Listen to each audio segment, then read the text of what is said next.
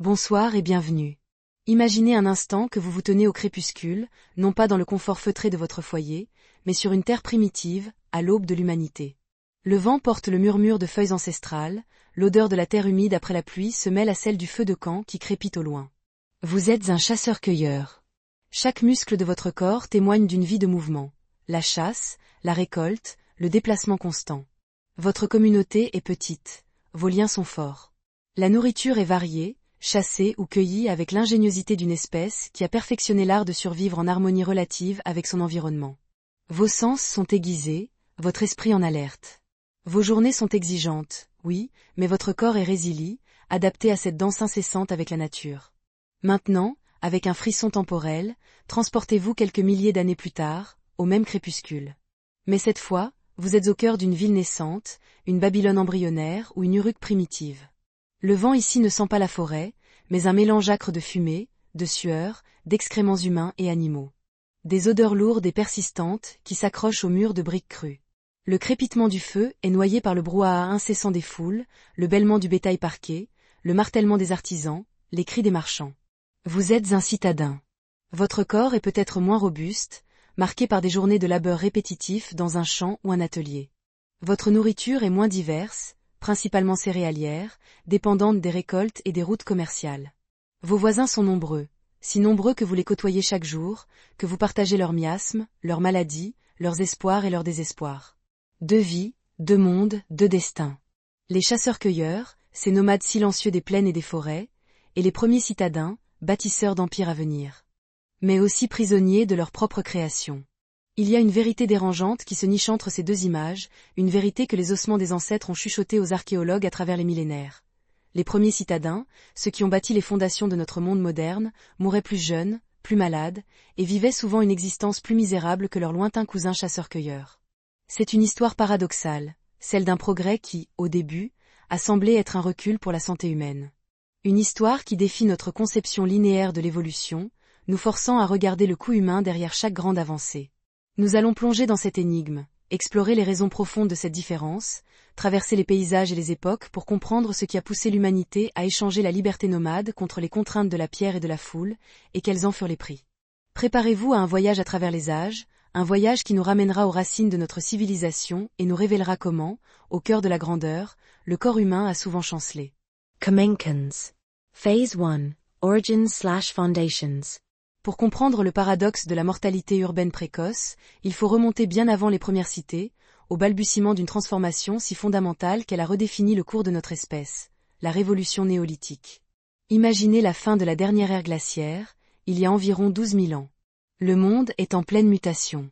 Les calottes de glace reculent, libérant des terres autrefois gelées. Le climat se réchauffe progressivement, apportant avec lui des pluies plus régulières et une explosion de vie végétale et animale.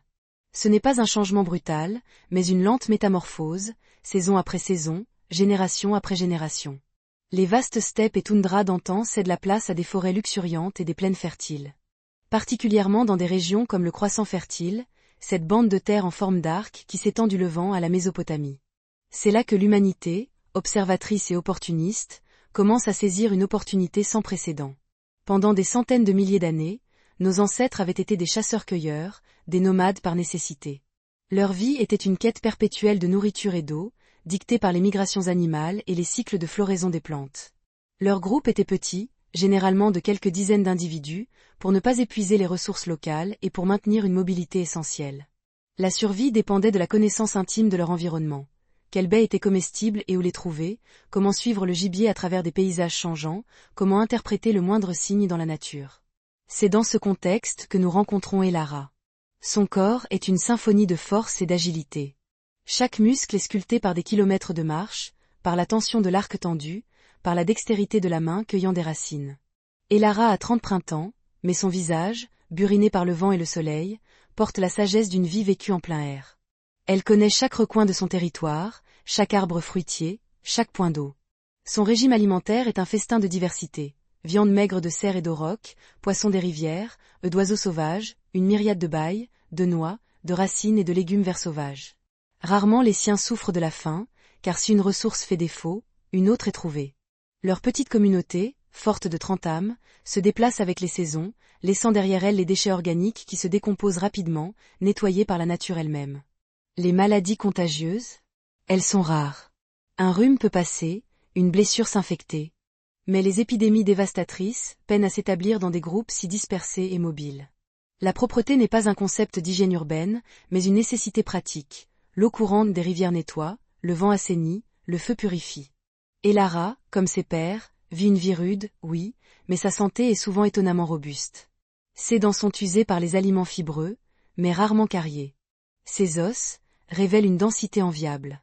Pourtant, le monde change. Au fil des millénaires, la nature offre de plus en plus de graines sauvages, comme l'orge et le blé, qui poussent en abondance dans certaines régions. Ces céréales sont faciles à stocker et à transporter. Et c'est là que l'idée germe, une étincelle dans l'esprit humain qui va changer le destin de tous. Pourquoi courir après la nourriture quand on peut la faire venir à soi? Pourquoi dépendre de la chance de la chasse quand on peut semer la graine et en récolter l'abondance? Entré Kael, un jeune homme de la tribu des Lara, mais dont l'esprit est tourné vers l'avenir, vers la promesse d'une vie plus sédentaire. Il observe, expérimente. Il voit comment les graines, une fois dispersées, peuvent donner naissance à de nouvelles plantes. Il commence à sélectionner les meilleures, celles qui donnent les plus gros grains, celles qui tombent le moins facilement de l'épi. C'est le début de l'agriculture. Le sol fertile près des rivières, comme l'Euphrate et le Tigre, devient le laboratoire de cette nouvelle ère. Kael et les siens ne sont plus des nomades. Ils plantent, ils attendent, ils récoltent. Au lieu de marcher des kilomètres chaque jour, ils se sédentarisent, construisent des abris plus permanents, des greniers pour stocker leur surplus. C'est le début des premiers hameaux, puis des villages. Le mythe de l'agriculture, tel qu'il apparaît à Kael, est celui de l'abondance et de la stabilité. Plus de faim, plus de déplacements incessants. Plus de cette constante incertitude qui marquait la vie de ses ancêtres. En théorie, c'est une promesse magnifique. Le surplus alimentaire permet à la population de croître. Plus d'enfants survivent, les communautés s'élargissent. L'idée que le sol peut être cultivé, que les animaux sauvages peuvent être domestiqués, chèvres, moutons, vaches, est révolutionnaire. Le paysage sonore se transforme. Aux chants d'oiseaux se mêlent les bêlements du troupeau, le bruit de la houe qui frappe la terre, les voix de plus en plus nombreuses des hommes, des femmes et des enfants qui travaillent ensemble. Le feu de camp ne sert plus seulement à cuire la viande de chasse, mais aussi à transformer les grains en bouillie, en pain rudimentaire. Mais cette promesse d'un âge d'or porte en elle le germe de ses propres difficultés, le coût humain de cette révolution qui commence à peine à se manifester. La monoculture, même si elle offre une quantité impressionnante de nourriture, réduit drastiquement la diversité nutritionnelle. Kael et ses voisins mangent principalement des céréales, riches en calories, mais pauvres en micronutriments essentiels que l'on trouvait en abondance dans le régime diversifié des Lara. Les conséquences ne sont pas immédiates, mais insidieuses. Les carences vitaminiques et minérales commencent à s'installer, affaiblissant les corps, rendant les gens plus vulnérables aux maladies. Le travail agricole, bien que moins mobile, est souvent répétitif et pénible, entraînant des contraintes physiques différentes, mais non moins dommageables pour les articulations et la colonne vertébrale. Le mode de vie sédentaire pose également de nouveaux défis en matière d'hygiène. Les villages, contrairement aux camps nomades, accumulent les déchets, résidus de récolte, excréments humains et animaux, restes de nourriture. L'eau potable, autrefois puisée dans des sources éloignées et pures, provient désormais souvent de rivières ou de puits proches des habitations et des animaux, des lieux où la contamination est presque inévitable. Les petits groupes humains se transforment en concentrations de plus en plus grandes, offrant un terrain de jeu inédit pour les pathogènes. Les maladies, qui autrefois s'éteignaient faute d'hôtes en nombre suffisant, peuvent désormais se propager plus facilement. C'est le lent et inéluctable chemin vers la ville, où ces problèmes prendront une ampleur exponentielle, transformant la promesse en un fardeau mortel. Phase 2, apogée, âge d'or. Les millénaires s'écoulent. La transformation amorcée par Kael et ses semblables prend une ampleur inimaginable. Les petits villages se sont agglomérés, attirant de plus en plus d'individus. Le surplus de nourriture, désormais plus fiable grâce à l'amélioration des techniques agricoles, irrigation, outils plus efficaces, a libéré une partie de la population de la tâche directe de produire de la nourriture. Cette division du travail est la sève des premières villes. Des artisans émergent, potiers qui façonnent l'argile des rivières en récipients de stockage, tisserands qui transforment la laine et le lin en vêtements, bâtisseurs qui élèvent les premières structures monumentales. Le paysage acoustique est saturé. Le crissement des chariots sur les pavés rudimentaires, le brouhaha des marchés où les marchandises s'échangent, les appels des marchands vantant leurs produits. Les premières cités, véritables ruches humaines, commencent à s'élever. Uruk, dans l'ancienne Mésopotamie, avec ses remparts imposants et ses ziggourats dédiés aux dieux, en est un exemple emblématique. Ces villes, aussi fascinantes soient-elles, sont un paradoxe vivant. Elles sont des creusets d'innovation, de culture et de pouvoir, mais elles sont aussi, intrinsèquement, des pièges mortels pour la santé humaine. La promesse de l'âge d'or urbain est celle d'une protection contre les menaces extérieures, les bêtes sauvages, les tribus rivales, et la promesse d'une organisation sociale qui transcende la simple survie individuelle. Des lois, des religions complexes, des hiérarchies sociales se développent. Nous rencontrons Ira, une femme au milieu de sa trentaine, qui incarne cette nouvelle vie urbaine. Son corps est plus menu que celui d'Elara, moins musclé par la marche, mais ses mains sont habiles, noueuses et rapides. Zira est tisserande. Ses journées se déroulent dans une petite pièce sombre, partagée avec d'autres familles, la lumière du jour filtrant difficilement à travers l'ouverture de sa demeure de briques crues. Le bruit constant du métier à tisser rythme ses heures, le frottement de la laine ou du lin entre ses doigts est une sensation familière. L'odeur de la laine mouillée, des teintures végétales et de la sueur des corps entassés emplit l'air. Sa nourriture est le pain d'orge, la bouillie de céréales, quelques lentilles, parfois un peu de poisson séché. Une viande fraîche est un luxe rare, réservé aux jours de fête ou aux élites. Son régime est monotone, riche en glucides, mais terriblement pauvre en vitamines et minéraux essentiels. Ira tousse souvent, un mal de gorge est une compagne régulière, ses dents sont parfois douloureuses. Ses enfants, si elle a la chance d'en avoir qui dépassent l'âge de 5 ans, sont souvent chétifs, leurs petits membres parfois déformés par le rachitisme, leur ventre gonflé signe de malnutrition silencieuse. À l'autre bout de l'échelle sociale, se trouve Enlil. Scribe, prêtre, conseiller du roi, il représente l'élite urbaine, celui qui orchestre l'ordre et maintient les dieux apaisés. Il vit dans une maison plus spacieuse, aux murs blanchis à la chaux, au mobilier plus raffiné. L'odeur d'encens et de parchemin remplace les effluves de la rue. Ses repas sont plus diversifiés, incluant viande, fruits, huile. Pourtant, même Enlil n'échappe pas totalement aux problèmes de la ville. L'eau qu'il boit, bien que filtrée ou puisée dans des puits plus profonds, reste potentiellement contaminée. Les maladies, même si elles touchent d'abord les plus pauvres, ne respectent pas toujours les barrières sociales. Les rats et les mouches, vecteurs de fléaux, ne font pas de distinction entre les demeures des humbles et celles des puissants. Il est confronté au problème de la gestion de ces foules, à la nécessité de maintenir l'ordre et la productivité malgré les crises qui frappent régulièrement la population. Il assiste impuissant aux vagues de maladies qui déferlent sur la cité, décimant les familles, vidant les ateliers. C'est ici que se révèle le paradoxe de l'âge d'or. Les villes sont des centres de civilisation, des phares d'innovation. Elles sont le lieu où l'écriture est née, où les premières lois sont gravées dans la pierre, où l'astronomie se développe, où la roue et la métallurgie transforment la vie quotidienne. Elles sont des monuments à l'ingéniosité humaine, des structures impressionnantes qui défient le temps. Mais derrière les murs imposants, sous le vernis de la sophistication, se cache une réalité plus sombre. Une crise de santé publique rampante, invisible à l'œil non averti de l'époque, mais si évidente pour nous, qui avons le recul de l'histoire. On a souvent tendance à penser que les villes, dès leur naissance, ont représenté un progrès immédiat pour tous. C'est une idée fausse très répandue. Si elles ont été des moteurs de développement culturel et technologique, elles l'ont été au prix d'une dégradation significative des conditions de vie et de la santé pour la majorité de leurs habitants.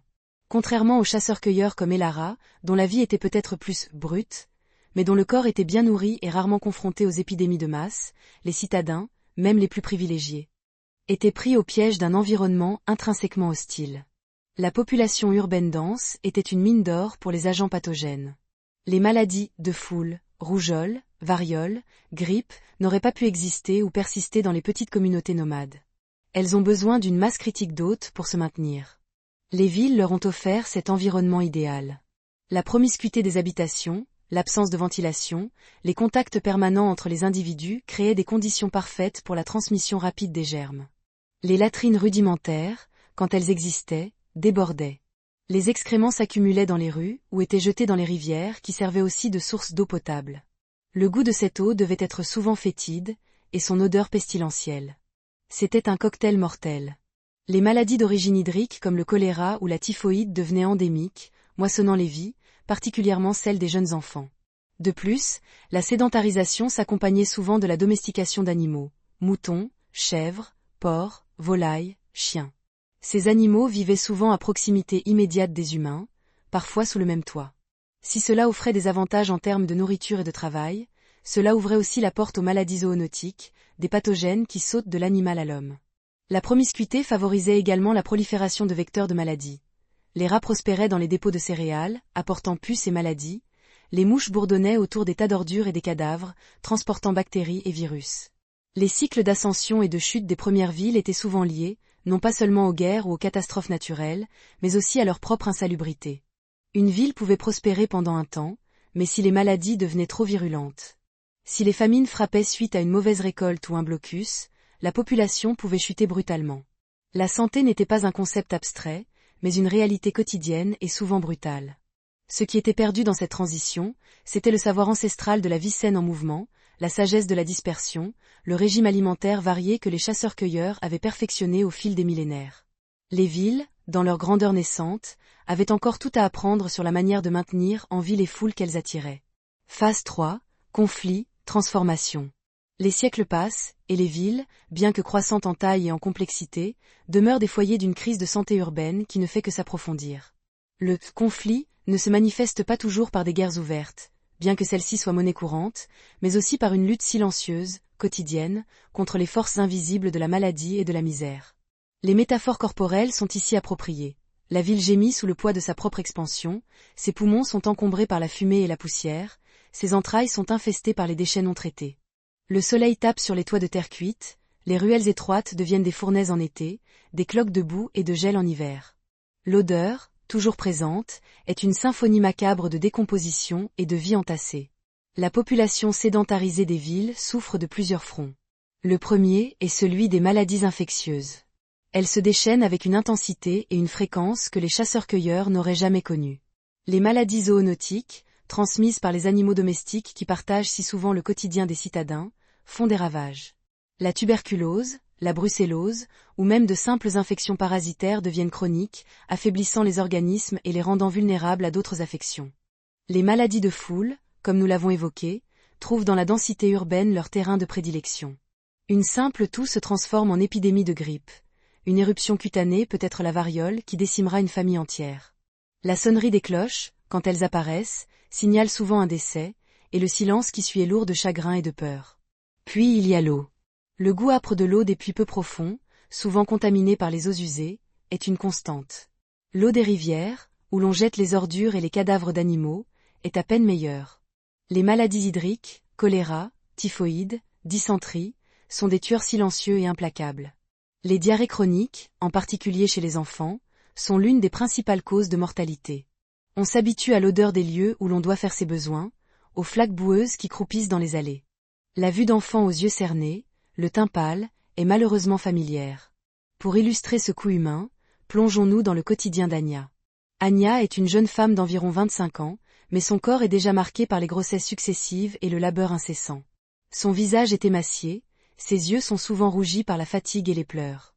Elle a eu 5 enfants, mais seuls 2 ont dépassé l'âge de 3 ans. Le dernier, un nourrisson nommé Sargon, a les jambes arquées, un signe clair de rachitisme, et son ventre est souvent douloureux. Anya passe ses journées à tenter de nourrir sa famille avec la maigre ration de céréales, à puiser de l'eau à la fontaine commune où l'on raconte que la maladie a déjà fait des victimes, et à nettoyer sa petite hutte de torchis, une lutte sans fin contre la saleté et les insectes. Ses doigts sont gercés par la lessive, ses bras courbaturés par le transport de l'eau. Les enfants d'Anya sont le miroir de cette lutte. Leurs os, si jamais ils atteignent l'âge adulte, porteront des marques de « lignes de Harris », ces lignes d'arrêt de croissance qui témoignent des périodes de famine ou de maladies graves. Leurs dents sont souvent cariées, malgré l'absence de sucre raffiné, à cause d'un régime trop riche en glucides et de la faible hygiène buccale. La mort de ses enfants est une douleur récurrente, une fatalité qu'elle accepte avec une résignation amère, persuadée que c'est la volonté des dieux, ou simplement le destin implacable. Mais elle ne sait pas, elle ne peut pas savoir, que c'est la ville elle-même, avec sa promiscuité et son insalubrité, qui est le bourreau de ses petits. À côté de la maladie, il y a la famine. Les villes dépendent entièrement des récoltes des champs environnants et des routes commerciales. Une mauvaise saison, une sécheresse prolongée, ou une inondation peut anéantir les cultures. Le prix des céréales monte en flèche, et les familles comme celle d'Anya se retrouvent à mourir de faim. Pire encore, les guerres. Quand une cité est assiégée, les conséquences sont catastrophiques. Les attaquants coupent les approvisionnements en eau et en nourriture. La faim devient une torture universelle. Les cadavres s'amoncellent, non seulement des guerriers tombés sur les remparts, mais aussi des civils décimés par la disette et la maladie. Les soldats, comme Borin, un jeune homme au corps robuste mais déjà marqué par des cicatrices de bataille, transportent eux aussi des fléaux. Les armées sont des vecteurs redoutables de maladies, propageant les germes d'une ville à l'autre, d'un camp à l'autre, transformant chaque conflit en une pandémie latente. Le son des tambours de guerre, le choc des lances à pointe de bronze, se mêle bientôt aux cris des malades et aux lamentations funèbres. Le destin, semble-t-il, est scellé pour beaucoup de citadins. Ils sont nés dans cette réalité urbaine, et leurs chances de vivre une vie longue et saine sont considérablement réduites par rapport à leurs ancêtres chasseurs-cueilleurs. Le libre arbitre? Il est minime. Comment choisir une autre vie quand toutes les structures sociales, économiques et religieuses vous lient à la cité? Comment échapper aux maladies quand elles sont partout, dans l'air, l'eau, et le contact avec autrui? Le coût humain de ces grands événements, la naissance de la civilisation, la guerre, la famine, est payé par les corps et les âmes de millions d'individus comme Anya et Borin. Leurs vies sont courtes, brutales, et souvent terminées par une maladie que la vie nomade d'Elara aurait pu épargner. Les archéologues confirment cette triste vérité. Les études ostéo-archéologiques, l'examen des squelettes des populations anciennes, racontent une histoire éloquente. On y trouve des signes de carence nutritionnelle sévère comme l'hyperostose porotique, une maladie des os causée par une carence en fer, se manifestant par une porosité du crâne, le rachitisme et le scorbut. Les dents présentent plus de caries et d'hypoplasie de l'émail, des marqueurs des épisodes de stress nutritionnel ou de maladies pendant l'enfance. Les os montrent aussi plus de fractures mal soignées, d'arthrite due au travail répétitif, et des infections osseuses. Les squelettes des chasseurs-cueilleurs, en comparaison, sont souvent plus robustes, avec des dents en meilleure santé et moins de signes de maladies carentielles. La ville, avec ses promesses de grandeur, était en réalité un sombre laboratoire où l'humanité apprenait à ses dépens les dures leçons de la cohabitation à grande échelle. Phase 4. Decline Heritage Transformation. À travers les âges, le vent continue de souffler, mais il ne porte plus seulement les odeurs âcres des premières cités. Parfois, il apporte la fraîcheur d'un renouveau, la poussière d'un effondrement, ou le murmure d'une adaptation. Le destin de ces premières cités n'était pas toujours une marche linéaire vers le progrès ou une chute inévitable. C'était un processus complexe de déclin, héritage et transformation, où des leçons étaient apprises, parfois au prix de millions de vies, et où l'humanité cherchait, tâtonnant, des moyens de survivre à ses propres créations. Certaines villes, submergées par leurs propres problèmes d'hygiène et de maladie, disparaissaient purement et simplement. Leurs murs s'effritaient, leurs ruelles se recouvraient de sable ou de végétation, et la nature reprenait ses droits. Le bruit des foules se taisait, remplacé par le chuchotement du vent à travers les ruines. L'odeur de la maladie et de la putréfaction était lentement purifiée par la pluie et le soleil. Ces effondrements, souvent vécus comme des catastrophes divines par leurs habitants, étaient en réalité des réinitialisations écologiques. La terre, laissée au repos, pouvait se régénérer, et les pathogènes, privés d'hôtes, s'éteignaient ou se réduisaient. Puis, après un temps, le cycle reprenait. De nouvelles populations s'installaient, reconstruisaient, et la lutte recommençait. Cependant, d'autres cités, et avec elles l'humanité urbaine, ont montré une capacité d'adaptation remarquable. Lentement, empiriquement, des solutions ont commencé à émerger. Les premiers efforts de santé publique n'étaient pas le fruit d'une science éclairée, mais de la nécessité brutale. Les gens apprenaient, par essais et erreurs, quelle source d'eau était moins dangereuse, où il valait mieux enterrer les morts pour éviter la contamination.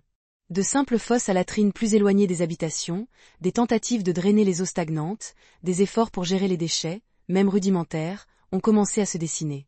Ces initiatives, bien que très tardives et souvent insuffisantes dans les premières cités, furent les ancêtres lointains des systèmes complexes que nous connaissons aujourd'hui.